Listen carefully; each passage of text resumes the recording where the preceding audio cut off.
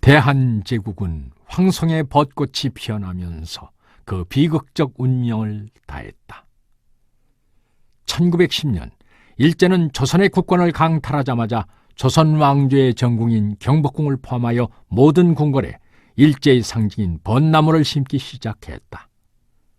특히 창경궁은 동물원을 만들어 창경원으로 격화시키고 일반에 공개했다. 이때부터 창경원 봄벚꽃놀이는 이른바 경성팔경의 하나가 됐다. 조선 왕조의 궁궐을 허물고 지은 일본식 전각을 배경으로 벚꽃이 장관을 이루었던 그즈음, 일제가 조선을 삼키고 불과 3년이 흐른 1913년, 한반도 저 북쪽의 유서 깊은 도시 평양에 사는 두 남녀의 로맨스는 식민지 조선 사회를 뒤흔들었다. 소일씨, 용서해 주세요. 제 진정은 그것이 아니에요. 놓아라. 이 더러운 계집아. 김중배의 금강석 보석반지의 눈이어도 사랑하는 애인마저 헌신자까지 차버린단 말이냐. 소일씨, 그건... 칼가리도 찢어진 사랑이란다. 울고 가는 순애야. 저 달도 흐렸구나. 3월 열나 훗날 밤 저 달은 황금에 짓밟힌 네 수일에 피는 물인 줄 알아.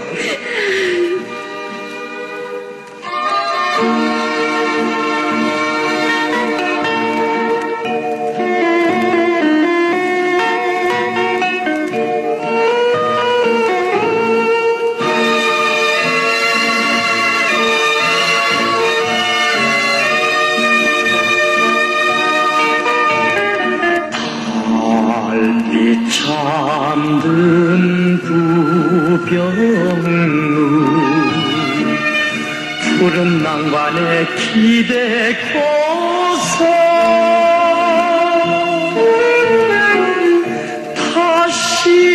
다시는 못 올 내 사랑 옛 노래를 옛 노래를 불러보련다.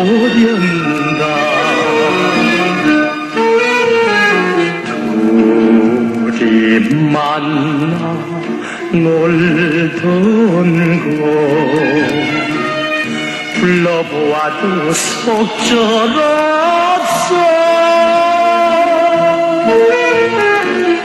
대동강 푸른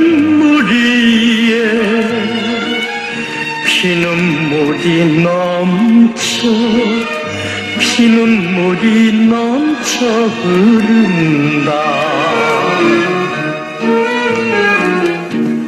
목숨을 바친 사랑도 사나이 칼날 같은 마음엔 쓸데가 없다.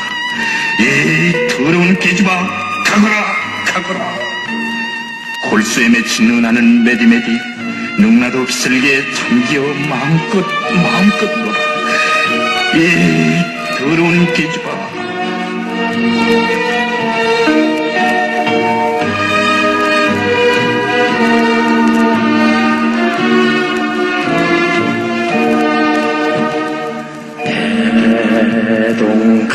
대동강변 모란보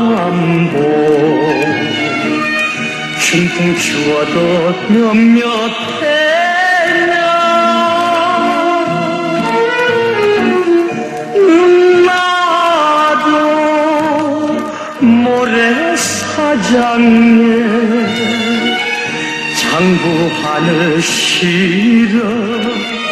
장부하늘 실어 보낸다.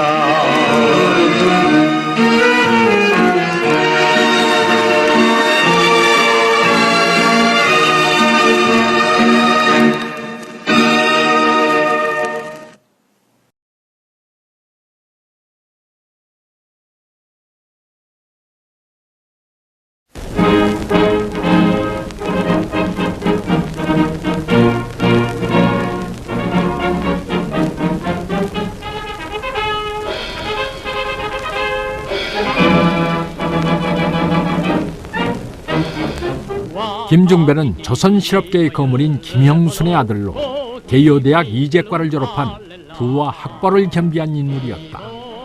개요대학은 메이지 유신의 정신적 지주로 불리우는 토쿠자와 유키치가 1858년 설립한 일본 사계 명문으로 이미 1895년 갑오 경장으로 들어선 김홍집 친일 내각은 150명의 관비 유학생을 게이오 대학에 유학시켰다.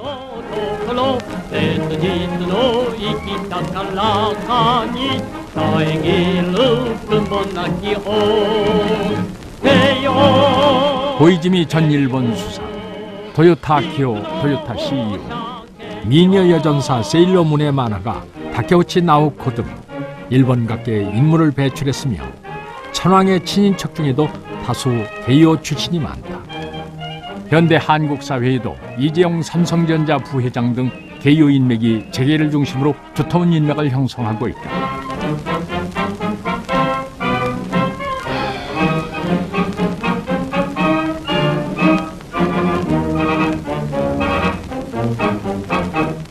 현대 일본 여성들의 결혼 선호도 순위에서 지성과 세련미를 갖춘 게이오 출신을 1등으로 치니 1913년의 여인들에게 김중배는 조선 최고의 배우작감이었을 것이다. 세계 유일의 사회주의 국가며 가난의 나라 북한의 수도인 평양 대동강변에서 돈이 사랑을 이기는 황금 만능주의 이야기가 전개되는 것은 역사의 아이러니라 할 수 있지만 김중배가 부친이 설립한 김산은행의 평양지점 지배인으로 가게 돼서 대동강 모란봉 아래 호사스러운 신혼집을 지어서 이렇게 되었다. 일본 아타미시 해변에는 대학생 교복을 입은 남학생이 게다발로 여자를 찾는 동상이 서 있다. 해변이 대동강변으로 일본 게다가 구두로 바뀌어 있고 여자의 복장이 기모노이고 심순애는 흰 저고리에 검정 치마를 입었다. 이수일과 심순애의 원전은 1897년 1월부터 1899년 1월까지 요미우리 신문에 연재됐던 고요카 오자키의 곤니키 야사인데 1913년 조중환이 이를 번역하여 조선식으로 윤색한 것이다. 그런데 곤니키 야사는 19세기 말 영국의 대중소설가 샤롯 브레임의 여자여 그 약한 이름이여의 모작이었다. 왜 조선 사람들은 런던에서 출발하여 동경을 경유 조선 땅에 들어온 돈에 얽힌 로맨스에 열광을 했을까? 그것은 조선 민중의 부에 대한 관심과 열망이었을 것이다. 당시 매일신보를 사기 위해서 판매소 앞에서 새치기는 다반사였고 심지어 밤을 새우며 줄을 섰다고 한다. 대중의 성화에 못 이겨 매일신보는 장한몽의 속편을 1915년에 연재하였을 정도였다. 이 소설이 연재됐던 매일신보는 조선 총독부 기관지였고 일본 대중소설을 소개하여 한국인의 민족 감정을 오도한 싸구려 읽을 거리로 여겨 이수일과 심순애는 한국 문학사에서도 인정받지 못하고 있다.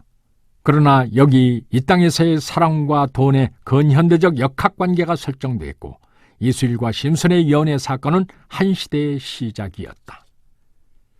이수일과 심순애가 매일신보에 실리기 시작한 1913년, 우연이었을까? 이에 조선에서 생산된 쌀을 일본에 수출할 때 붙던 15%에 이르는 고율의 관세가 철폐됐고 1914년에서 1920년 사이 1차 대전 경제 부음으로 인하여 일본 현지의 쌀값은 3배가 뛰었다. 조선의 지주 자본가들은 산같은 돈을 벌어들였다. 이들의 쌀은 군산항을 통해서 일본으로 팔려나갔다. 군산항. 쌀하면 일제의 토지조사 사업으로 땅을 빼앗기고 동양척식회사의 땅을 붙이던 조선 소작인의 눈물이 떠올려지지만 이 시기 거대한 농장을 가지고 있었던 조선 지주 자본가들에게는 황금의 시기였다. 이 경제의 호황기인 1919년 한국 재벌기업의 효시를 할 수 있는 경성방직이 호남 만경평야의 큰 땅을 가지고 있던 김씨 가문의 두 형제에 의해 영등포에서 창업된다.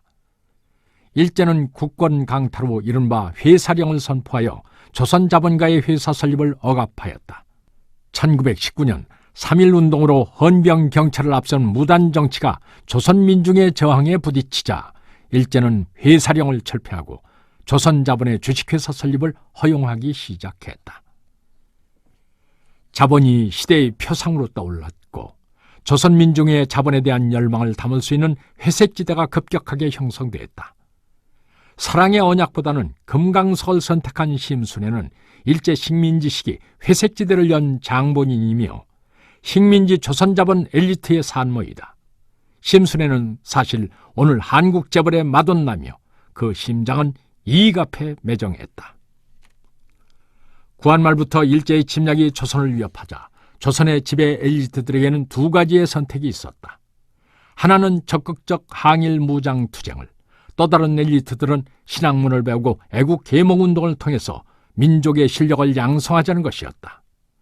상업계나 산업계 같은 잡지는 상공업의 발전으로 민족 자강을 이루자고 주장했다.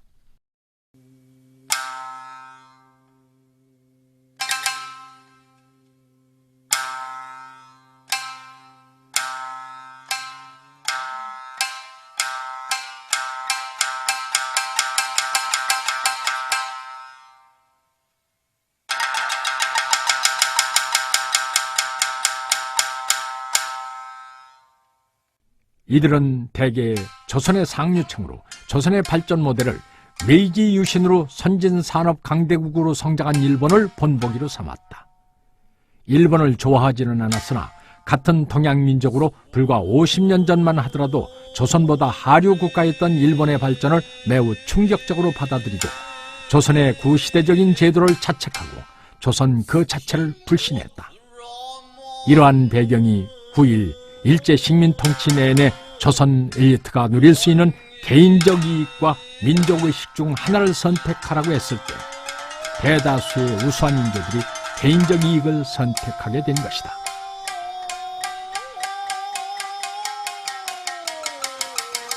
이들 조선 엘리트들의 유년 시기가 시기적으로 1895년 전후였는데 1895년은 시모노세키 조약으로 일본이 중국을 제치고 동아시아와 조선의 패권을 차지하고 대내외적으로 친일 개혁 세력의 주도로 갑오 경쟁의 와중에 단발령이 내려졌던 시기였다. 이들 신세대가 성장하여 20대가 되어 사회활동을 하게 되는 시기가 바로 1910년경으로 일제가 조선의 국권을 강탈한 시기와 맞물린다. 심순애 역시 1894년에 갑오 경쟁을 기준으로 잡는다면 매일신보의 연재가 시작되는 1913년경 19세 정도로 당시 결혼기의 나이였으니 구한말의 조선사회의 풍경을 여실히 보며 성장했을 것이다. 한국 최초의 기업다운 기업, 민족기업이라 불리우는 경성방직을 설립한 김성수, 김현수 형제의 출생연도도 심순애의 출생연도와 거의 같은 시기이다. 조선이 국권을 강탈당하자 재력 있는 가문의 자식들은 거의 예외 없이 일본으로 보내져 메이지 일본식 훈련을 받았다. 김성수가 동경으로 간 것도 1907년으로 1905년 을사늑약이 체결되고 2년이 지난 그때 나이 17세. 6년 후 조선으로 돌아왔다. 청소년기의 자아가 형성되는 나이상으로 예민한 시기에 선진 일본의 문물과 메이지 산업자본주의를 온몸으로 받아들였으니 이들 대부분 조선 엘리트들의 공통점은 일본을 스승으로 받아들였다는 것이다. 그리고 일제 말기에는 조선임전보국단 등의 어용단체에서 조선의 나약함을 벗어던지고 청년들은 황군의 지원 입대하라는 연설을 하거나 신문 등에 기고를 하는 전시체제 홍보에 동원됐으니 수많은 조선의 인재들이 일제 통치 36년의 긴 시간을 이겨내지 못했다.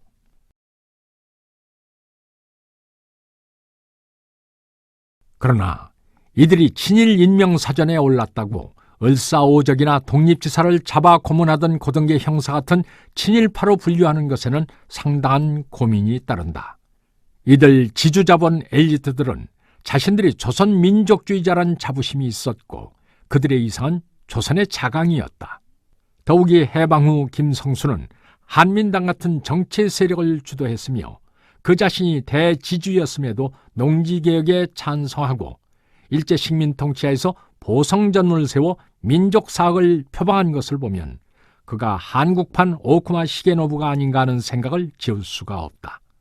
이러한 기시감은 조선 왕조가 비장한 저항 한 번 못 해보고 무기력하게 일제에게 국권을 침탈당하면서 조선의 엘리트들이 메이지 일본을 잇게 한 개혁가들의 행로에서 조선 자강 독립의 해답을 엿보았기 때문일 것이다. 김성수 역시 교육가요 정치가로 와세다 대학을 설립한 오쿠마 시게노부를, 한 세대 앞서 갑신정변으로 3일 천하를 열었던 김옥균은 후쿠자와 유키치를 인생의 스승으로 받아들였다. 그러나 여기 김옥균과 김성수를 비롯한 조선 엘리트의 비극이 있으니 후쿠자와가 내걸었던 일신 독립하여 일국 독립 이룩하자라는 슬로건은 메이지 시대를 이끌었던 국가 철학으로 1854년 미 동인도 함대의 함포에 놀라 개국한 이래 서양을 따라잡아야 했던 근대 일본의 발전 동력이었지만, 조선은 아시아의 소야만국으로 조선이 자청하여 일본에 속국이 된다 해도 일본은 얻을 것이 없다는 조선에 대한 멸시에서부터 일본인은 미개한 아시아 인종과 다르다라는 소위 타라론을 주창한 일본 제국주의의 정신적 지주였고, 1882년 학문의 독립을 교훈으로 내걸고 와세다 대학을 설립한 오쿠마는 교육가이기 이전 내각 총리 대신을 2번이나 역임한 메이지 제국 일본의 핵심 정치인이었다. 이 두 사람은 현대 일본에서도 가장 존경받는 철학가요 교육자이다. 심지어 김옥균은 하늘이여 왜 조선 땅에 후쿠자와 같은 인물을 내리지 않았나라고 단식했으니, 일세의 풍우나 개화당 김옥균이 어찌 조선 역사와 민족의 심장 속에서 하늘을 열었던 전봉주는 외면했던가. 종로 네거리에서 내 목을 베어 오가는 행인에게 피를 뿌려라, 전봉준이 마지막으로 남긴 말이었다. 조선을 경멸하고 침략하는 군국 일본에서 스승을 찾으려 했던 조선 지배 엘리트의 한계. 이러한 자기 배신적 선택은 심순애가 김중배와 결혼을 하고도 이수일에 대한 의리로 4년간이나 정절을 지켰다는 소설적 전개와 너무나 유사한 것이었다. 심순애에게 이수일의 존재가 가장 무거웠듯이 식민지식이 조선 자본 엘리트들에게 조선이란 존재는 가장 커다란 번뇌의 실체였을 것이다. 조선의 운명, 그리고 조선인으로 태어났다는 사실, 이것은 그들 인생 전체를 옥죄었던 번뇌의 굴레였을지도 모른다. 실제로 경성방직의 면직 제품 중에 마치 태극기를 연상케 하는 태극성 상표를 붙인 것이 있었는데, 시장에서 경쟁하던 일본 제품을 누르고 인기가 매우 좋았다. 1949년 김현수는 반민특위 재판에서 자신의 친일 행위를 인정하고 민족에게 사과한다고 진술했다. 1961년 정경련 회장을 지냈던 경성방직 사장 김현수는 1943년 조선 총독부 항무국장을 지냈고, 총독 자문기관인 중천 고위 관료였던 동경의 세키야 데이자보레에게 보낸 편지에서 나는 조선을 위해서 일하겠다고 밝혔다. 여기서 조선을 위해 일하겠다는 김현수의 심정은 진실이었을 것이다. 일제 식민지 체제 하에서 영등포 공장을 돌리고 있었지만 그는 결국 조선 사람이었다. 그러나 세키야 데이자보레에게 조선은 일본 제국주의가 건설한 대동아 공영권 안의 조선으로 이해됐을 것이다. 이렇게 두 사람에게 조선은 서로 다른 조선이었다. 하지만 김성수는 일제의 패망이 눈앞에 있던 1945년 7월 8일의 편지에서 도쿄를 공습하는 미군기를 적기라고 표현했다. 한국 근현대사의 전개는 이렇게 서로 모순이 대립하는 두 개의 명제가 동등한 타당성을 가지고 주장되는 자기 배신적인 구조를 가지고 있다. 경성방직의 기반이 민족 자본임에는 틀림없지만 식민 통치하에서 총독부의 배려와 금융당국의 지원 없이는 후발주자인 경방이 기술적 노하우와 자본력에서 우세했던 일본 기업과의 경쟁에서 존속이 불가능했다. 심순애는 김중배의 다이아 반지를 선택했고 이수일에게 용서해달라고 했다. 조선 자본가 엘리트의 심정도 이와 같지 않았을까? 총독부의 지원과 친일 유력 인맥을 동원하여 식산은행의 저리금융 대출을 받지만 민족 자존심은 지키며 일본 상품과 경쟁한다. 내가 조선 사람이니 회사에 축적되는 자본도 결국에는 민족 자본이다. 조선이여 나를 용서하라. 이 길은 조선을 위한 차선의 길이다. 그들은 이렇게 번민했을 것이다. 군국 일제의 조선 통치 전략서인 조선 통치 요의를 썼고 국민의 벗이란 일본 최초의 근대적 시사 잡지를 창간하여 제국주의 사상을 전 일본 국민에게 전파한 군국 일본의 언론 선전 총기획자 도쿠토미 서우가 나의 조선 아들이라고 불렀던 이광수는 4대 질투, 분열하는 조선 민족성을 고치고 일제를 본받아 계몽 교육하여 일본인과 동등한 위치에 오르자고 주장했다. 이광수가 바로 오쿠마 시게노부가 설립한 와세다 대학에 유학하고 그의 와세다 선배인 김성수가 재정 지원한 것을 보면 당시 조선의 자본가 및 지식인 엘리트들의 횡적 연대와 그들의 이상과 한계를 우회적으로 들여다볼 수 있는 한 예다. 1919년 3.1 독립운동의 불길을 당긴 28 동경 독립선언은 군국 일제의 수도인 동경 와세다 대학을 다니던 조선 유학생이 주축이 되어 태어났다. 일본에 대하여 영원히 혈전을 선포한다. 이광수가 쓰고 그가 영어로 번역하여 동경주재 외국공사관에 보내졌다. 그러나 불과 며칠 뒤 일제의 무단 통치가 행해지던 현장인 식민지 조선의 수도 경성, 조선의 각계 지도층이 모인 자리에서 낭독된 3.1 독립선언문에는 질서 속에서 일체의 행동이 이루어진다. 당대 조선의 지성이라 날리던 최남선이 고쳐 쓴 것이다. 그 몇 년 후인 1922년 이광수는 민족 개조론을 1838년에는 자발적으로 창시 개명을 했다. 해방 후 이광수는 백범일지를 정리했다. 식민지 조선과 일제의 번거지 동경. 그 어둠 속에서 전개됐던 극과 극의 반전이 이렇게 광범위하게 민족의 영혼에 지을 수 없는 자국을 남겨 한국 근현대사를 수놓은 기라성 같은 인물들이 계몽주의자로 시작하여 변절자가 되고 친일파이며 기회주의자에서 민족주의자이며 동시에 애국자가 되는 아이러니를 낳게 되는 것이다. 해방 후 수요리 집으로 찾아간 후일 관부 연락서를 쓴 이병주에게 육당 최남선이 남긴 말은 일제의 패망을 꿈에도 생각지 못했다고 한 것을 보면 당시 조선 엘리트들의 국제정세 판단의 한계와 절망을 엿볼 수 있다. 이들은 일제에 협력함으로 대동아 공영권 내에서 조선 민족의 몫을 조금이라도 더 확보하자는 생각이었다.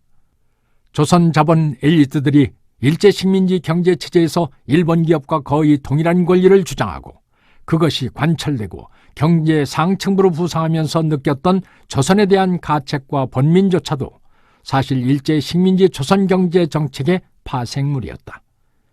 일제 초기 경제 정책은 일본인 정착민들을 대규모로 조선에 식민하여 조선 경제 체제를 운영하려 했는데 일본인 조선 이주 정책이 실패로 돌아가면서 일제는 기존의 조선 자본 엘리트들의 기득권을 인정하고 그들을 활용하는 정책으로 전환했던 것이다. 조선인 산업에 대한 금융 지원도 이런 차원에서 이루어진 것이다. 그러나 매우 아이러니하게 일제의 국권 강탈 이전 대한제국의 비효율적인 제도나 부패한 관료들보다 조선 총독부 산하 경제 관리들과 일하기도 훨씬 효율적이었다. 총독부 재무국장을 지낸 아루가 미스토요는 무려 17년간 식산은행장에 있으면서 조선 산업계의 아버지라 불리웠다. 그는 일본 제국주의의 조선 경제 개발 정책을 성공적으로 이끄는 데는 조선인들의 경제활동을 장려해야 한다고 믿었고 그 목표를 달성하려면 조선인들에게 평등한 대우를 해야 한다고 주장했다. 이것은 조지 오웰이 버마 주재 영국 식민경찰 간부로 있으면서 느꼈던 평등 없는 제국주의자의 친절을 연상케 하는데 제국주의자가 식민지 주민에게 베푸는 평등은 인종적 편견이 이미 그 배후에 깔려있는 것을 부정할 수가 없다. 아루가가 식산은행의 조선인 직원들의 월급을 일본인과 동일하게 주게 한 것과 그것을 조선인 직원이 고맙게 여길 때 인종적 차별과 편견이 발생하게 되는 것이다. 일제의 효율성과 친절과 인종적 우위를 기반으로 형성된 일제 기술관리들의 정직성은 지금도 흔히 발견되는데 일제 때 놓은 다리나 건축물들이 아직도 튼튼하게 유지되고 있다는 것이다. 일제 식민 통치의 후유증은 치유하기 어려울 정도로 한국 사회의 고륙을 파고들었는 바. 가장 치명적인 것은 오늘날 한국이 경제 선진국을 이루었음에도 한국인 서로가 서로를 경멸하고 저평가하는 현상이다. 이것은 일제 식민 통치의 집단 트라우마이며 현대 한국이 넘어야 할 진정한 그 길의 과제다. 이 트라우마는 민족의 등불이 되어야 할 사회 지도층 엘리트들이 일제에 활용당하며 일신의 안락을 보장받았고 그 과정 속에서 수천 수만의 이수일, 즉 양심적인 항일 민족 세력의 몰락과 수백만 명에 이르는 강제 동원, 전통 소규모 농민의 희생, 산업 근로자들의 혹사 속에서 자행됐던 식민 통치, 그리고 해방 후에도 식민지의 악몽을 치유할 수 있는 민족 공동선의 추구보다는 지배 엘리트 집단의 개별적 이익이 앞섰기 때문일 것이다. 역사에서 가정은 없다지만 만일 심순애가 금강석을 거부하고 이수일과의 사랑을 지켰더라면 한국 역사는 전혀 다르게 전개됐을지도 모른다. 아마 베트남같이 외세의 수백 년을 저항하는 방식 그 결과로 나라는 낙후되겠지만은 민족적 자존심은 지키고 산다는 정체성은 확보할 수 있었을 것이다. 그러나 오늘날의 베트남을 본다면 그렇게 끈질기게 외세에 저항했지만 베트남 역시 세계 자본의 톱니바퀴 속에서 벗어날 수 없는 현실을 보면 도대체 자본이라는 것이 과연 무엇이기에 전 세계 인류를 하나의 욕망으로 묶어놓는가 하는 전율에 휩싸이게 된다. 어떻게 하면 우리를 이 자본의 사슬에서 조금이나마 구원할 수 있을까?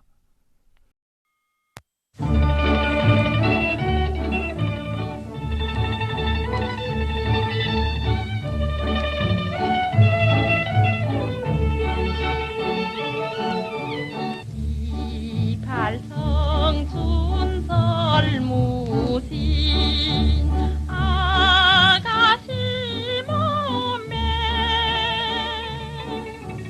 검은 말이 놀고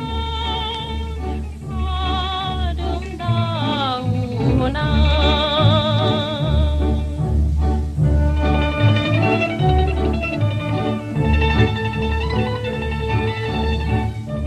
심순애가 평생 사랑한 남자는 이수일이었다. 그러나 그녀는 김중배의 금강석을 선택했다.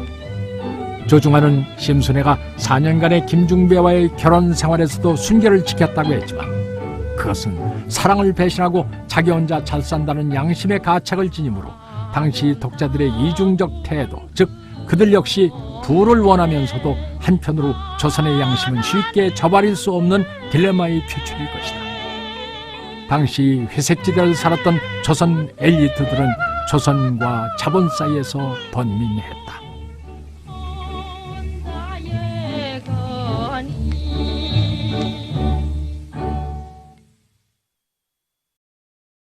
(1938년) 중일전쟁으로 일본군이 만주 지역을 점령하자 영등포에서 시작된 조선 경제는 압록강을 넘어 대륙으로 진출했다. 이들은 이윤이 있는 곳이라면 전쟁의 화염도 두려워하지 않았다. 일제는 그들의 대륙 정복 전략인 오족 협화 차원에서 조선 경제인을 중국인이나 만주인, 몽골인보다 더 배려하였으니 일본인 다음에 2등 식민의 특혜를 주었다 할 것이다. 김중배의 금강석에 순애를 빼앗긴 이수일, 그 조선은 어떻게 됐을까? 수일의 친구이자 대동강에 투신한 순애를 구출했던 백낙관의 변이다. 아무리 돈이 세상에 제일 가는 권력이지만 자네의 돈 늘리는 방법은 사람이 돈으로 하여 곤란할 때 좋은 낫으로 빚을 주고 나중에는 그 사람의 피를 긁고 뼈를 씹는 영업일세. 비유하면 강도의 수단을 써서 남의 돈을 빼앗는 것이나 다름없지. 여보게 수일이, 자네는 무슨 뜻으로 돈을 모으려 하는가? 여자를 남에게 뺏겼다 해서 돈에 눈이 띄었나? 자네 얼굴을 한번 들여다보게. 죄인이나 다름없지. 감옥에 들어가 있는 징역군이나 마찬가지야. 1913년에 시작된 이수일, 심순애, 김중배, 이 삼강 로맨스에서 누가 승자였을까? 김중배일까? 아니면 애인을 빼앗기고 돈에 눈을 떠서 고리대금업으로 치부한 이수일일까? 아니면 심순애 그 자신일까?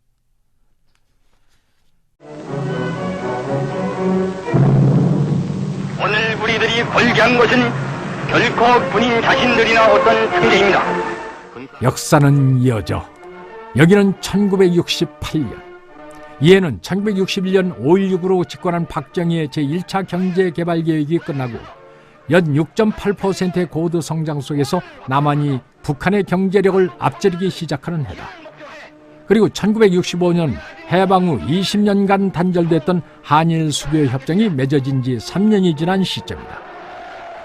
한국은 한일 수교 조건으로 처음 일제 식민 피해 배상금으로 27억 달러를 일본에 요구했다.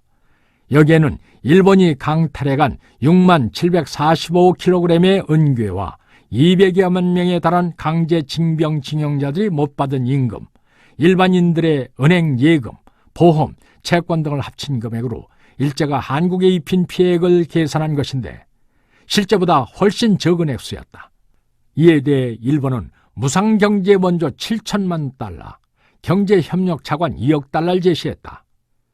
1965년 당시 일본의 외환 총보유액은 16억 달러였다.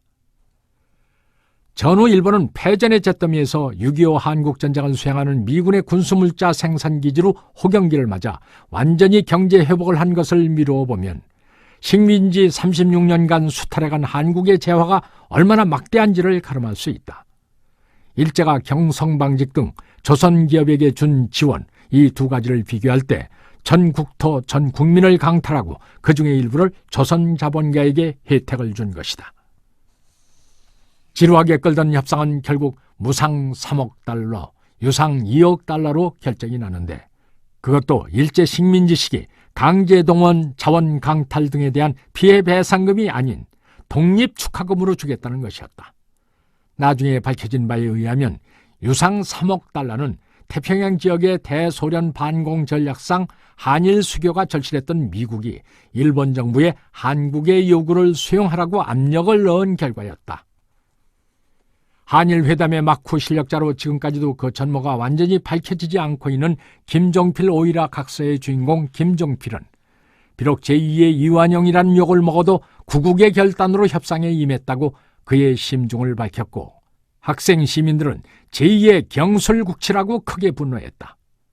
협상 최종 타결 시까지 문제가 되었던 일본의 식민 지배에 대한 공식 사과는 이루어지지 않았고 일본 수상 시나가 김포공항에 와서 과거 역사에 대한 유감을 표명하는 형식적인 성명을 읽었다. 이건 역시 미국의 종용에 의한 것이었다. 1965년 6월 22일 오후 5시 한일 기본조약의 양국이 사인함으로써 일본은 식민지 시기의 모든 배상 책임에서 벗어났다. 일제의 죄가에 대한 배상으로는 너무나 값싼 것으로 오늘 일제 강제 징병 징용 그리고 위안부 할머니들의 피해 보상 여부를 일본이 무시하는 근거도 여기에서 기인한다. 이 피눈물의 대가로 받은 돈은 서양강댐, 경부고속도로 등 국가산업 기반시설의 건설에 쓰여졌는데 특히 제철소 건립은 중공업 입국의 핵심 과제였다. 대일 청구권 유무상 총액의 23.9%인 1억 1948만 달러가 포항제철을 세우는 데 투입됐다. 중국의 등소평도 가지고 싶어 했다는 포항제철. 그 거대한 용광로를 보면 130년 전 국군이 다해가던 한말, 부국강병을 꿈꾸며 일본의 힘을 빌려 정변을 일으켰다가 고종이 보낸 밀사의 칼에 쓰러졌던 김옥균의 영혼은 위안을 받을까? 민초를 이끈 혁명가 녹두장군 전봉주는 매판의 대가라고 분노를 할까? 그리고 심순애는 어떤 생각을 할까? 1913년 심순애가 갖고 싶었던 금강석 반지, 1968년 지배 엘리트들은 경부고속도로의 구간선을 확정했고 제2차 경제개발 5개년 계획으로 금강석 반지를 사주겠다는 청사진을 내걸었다. 그리고 오늘 일제 식민 시기 적극적 저항을 포기하고 회색지대를 선택했던 이 땅의 주류들이 번뇌하고 정화하던 메이지 일본과 같은 선진산업 자본국가, 그것을 조선 땅에 구현하는 바로 그 꿈을 이루었다.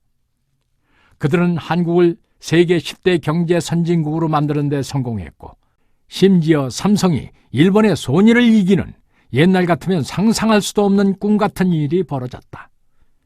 그러나 삼성이 만든 핸드폰에서는 1924년 종로 포목점에서 팔던 경성방직의 태극성표 광목 한 필에서 느꼈던 뜨거웠던 감동을 느낄 수가 없다.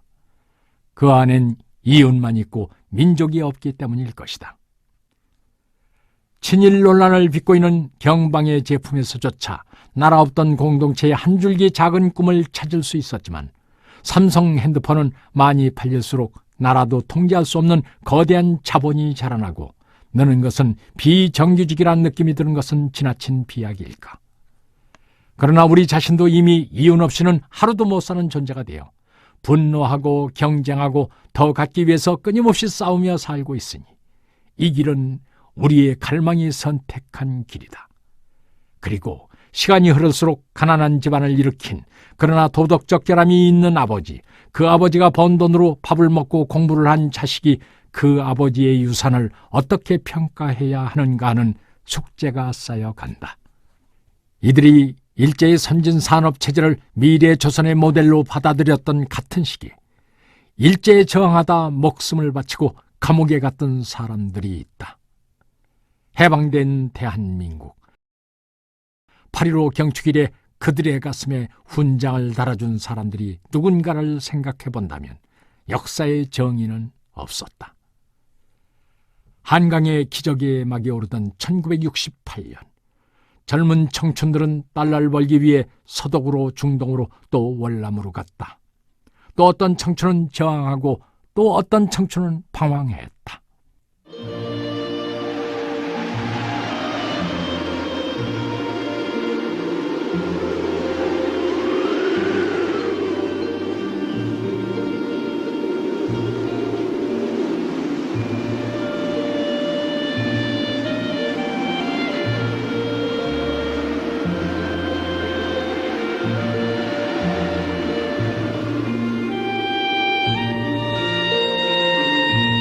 왜 아무 말도 하지 않는 거야?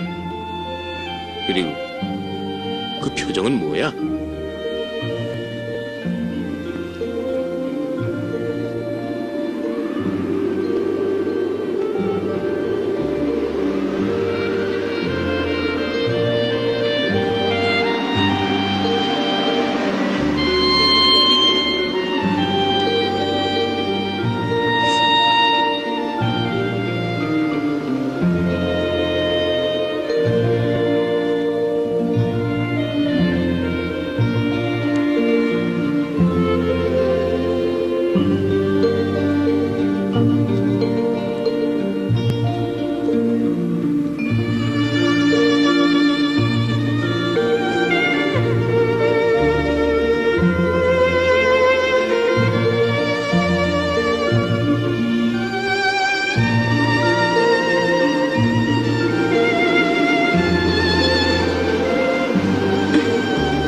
무슨 얘기부터 할까요? 우리들의 현재에 대해서, 미래에 대해서. 결혼식은 교회당에서 올릴까요? 드레스는 뭘로 할까요? 아이는 둘만 낳기로 할까요? 아니, 너무 좋겠죠. 역시 셋이 좋겠죠. 집은 빨간 벽돌집.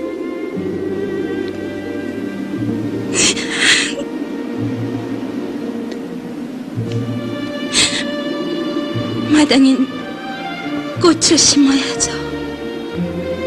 채송화, 백합, 장미. 그리고 또 뭐예요? 뭐예요? 말해봐요.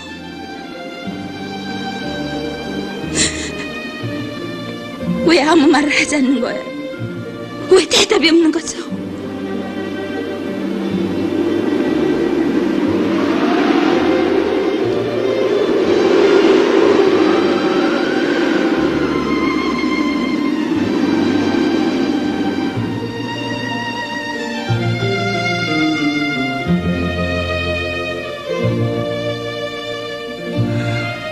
미안해요.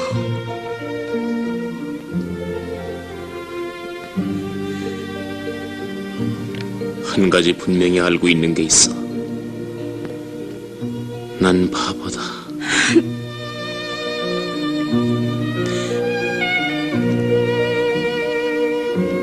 어느 쪽도 바보는 아니에요. 누구에게 잘못이 있는 것도 아니에요. 이유가 있다면 다 같이 빈 털털인 것뿐이에요. 난 언제나 거짓말을 했다.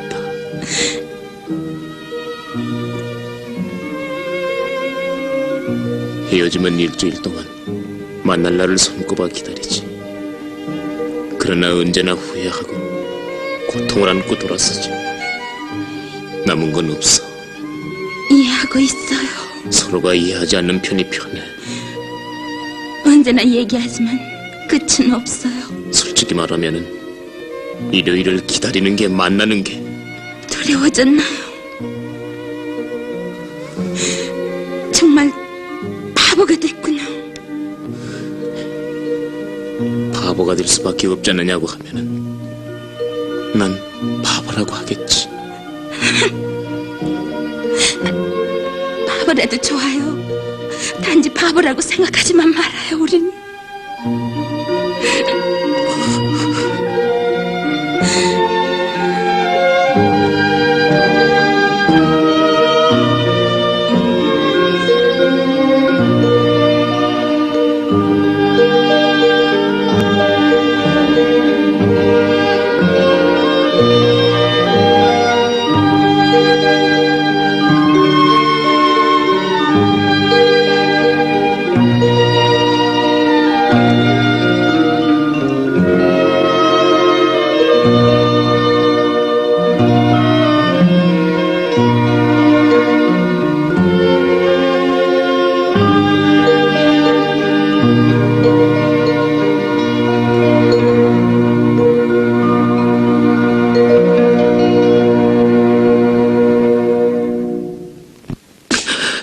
그럴 순 없어.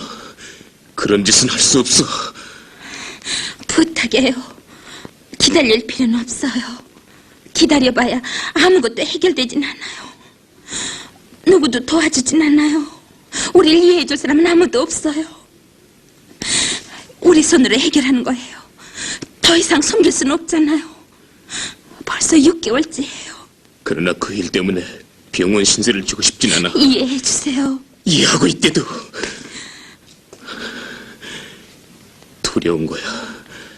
나를 만나는 게. 그렇지. 나와 같이 있는 게 두려운 거지. 아니에요. 난 다 알고 있어. 아니에요. 정말이야. 아니에요. 다른 사람 눈에 발각되는 게 무서워서가 아니에요. 그런 게 두려워서가 아니에요. 우린 아직 애기를 가질 수가 없잖아요. 우리 자신의 문제도 해결 못하면서. 그건 변명이야. 비겁한 남자. 아무것도 해결 못하면서 언제나 용기 있는 척하고 아무것도 가진 게 없으면서 큰 소리만 치고.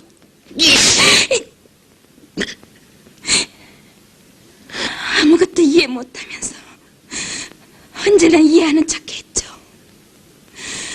이젠 서로 고통을 가질 필요가 없어요. 만나지 않으면 되는 거예요. 애써 일요일을 기다릴 필요도 없고 커피값 때문에 다방문 앞에 서 있을 필요도 없고. 그만.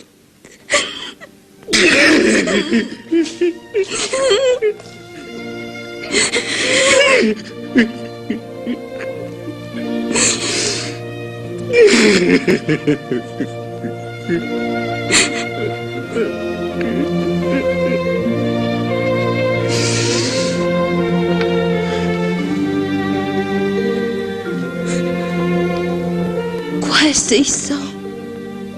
어디가 얘기해서라도 몇천 원쯤 못 빌리려고. 뭐라고 얘기하겠어요? 거짓말을 하겠지. 누군가 교통사고 아니면 맹장으로 위독하다. 끝내는 진실을 얘기할지도 모르지.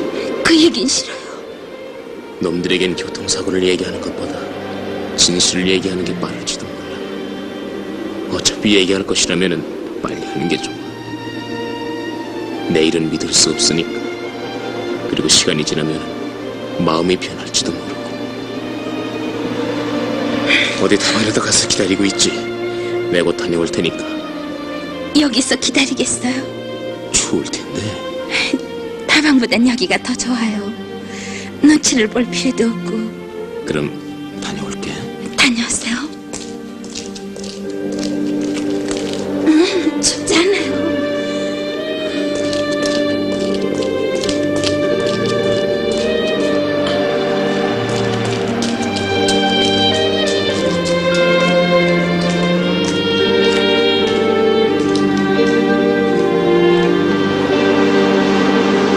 해방 50년이 지나 1968년의 경제 고도 성장기, 그 뒤안길에 남겨진 한국 청춘 남녀의 로맨스다.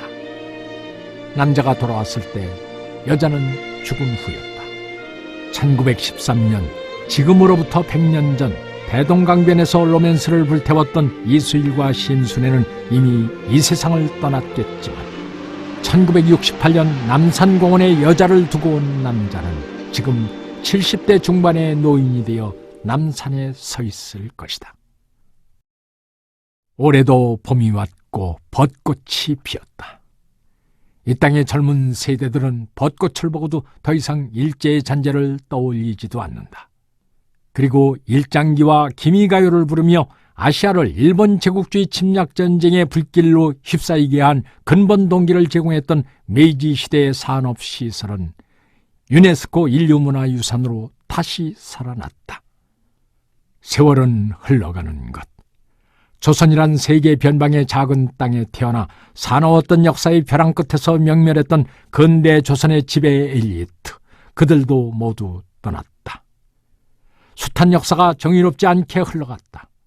이 자기 배신적 한국의 근현대사 속에서 승자가 있다면 한국의 재벌일 것이다.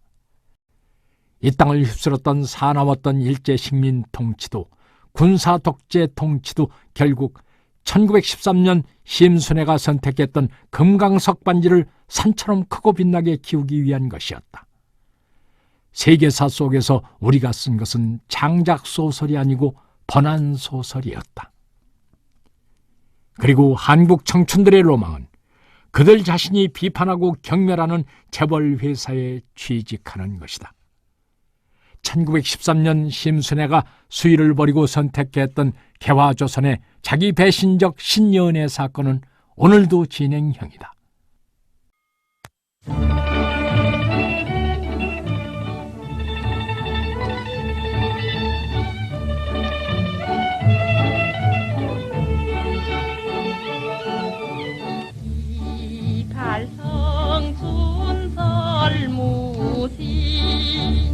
그토록 오매불망 사랑하고 미워했던 이수일과 심순애, 그리고 남산공원에서 남자를 기다리던 지연의 영혼에 봄꽃을 바쳐 위로한다.